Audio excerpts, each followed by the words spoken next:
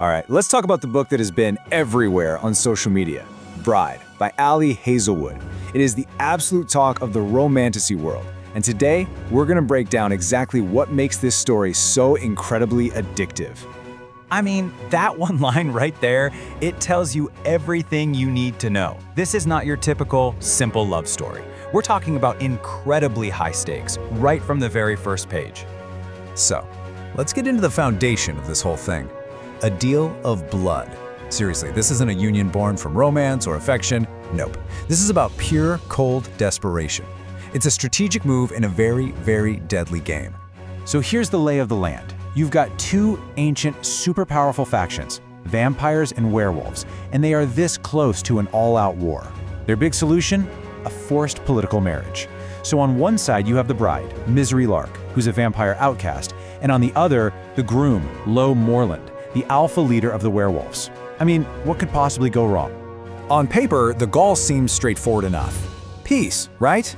A political alliance to stop the fighting. But the reality? Oh, it is anything but simple. We are talking about a tangled mess of secrets and generations of bad blood.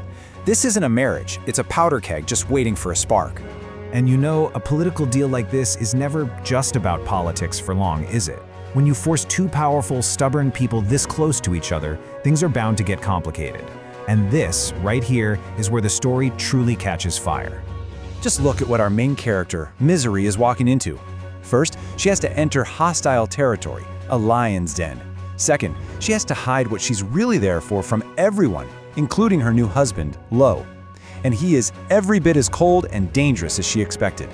But then, against all odds, this unexpected connection starts to form. And this brings up the biggest problem, doesn't it? How can you build any kind of real connection when the truth could literally get you both killed? This quote just nails that tension perfectly. Both Misery and Lo are guarding secrets that could bring everything crashing down around them. And that tension leads us to what makes this book so good.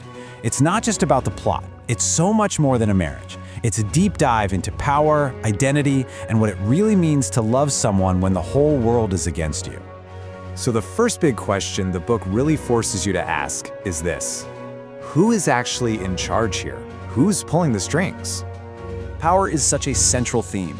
The story is constantly asking if true strength comes from a title or a faction, or if it really lies with individuals like Misery and Lo, who are just trying to navigate these treacherous political waters on their own terms.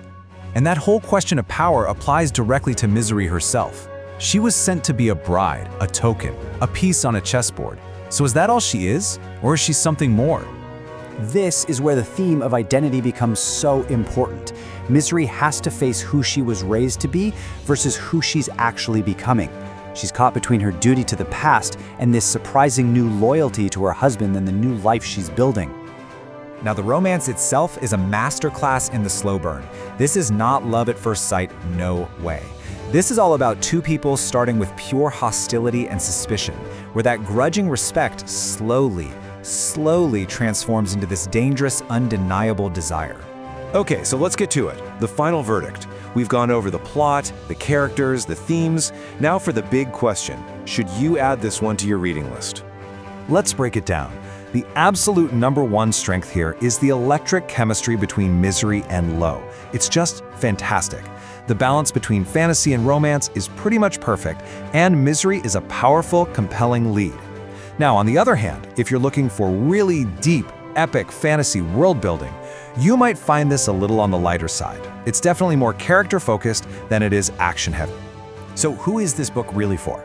Well, if you're a romance reader who's maybe a little curious about fantasy, this is the perfect entry point for you. If you absolutely live for the enemies to lovers trope, you are going to devour this. And of course, for any fan of the whole romantasy genre that's taking over BookTok, this is an absolutely essential read. At the end of the day, this book proves that a connection forged in the fires of duty and danger can become the most powerful and unpredictable force of all. It leaves us with one final thought. What happens when the one person you're supposed to hate becomes the only one you can't live without?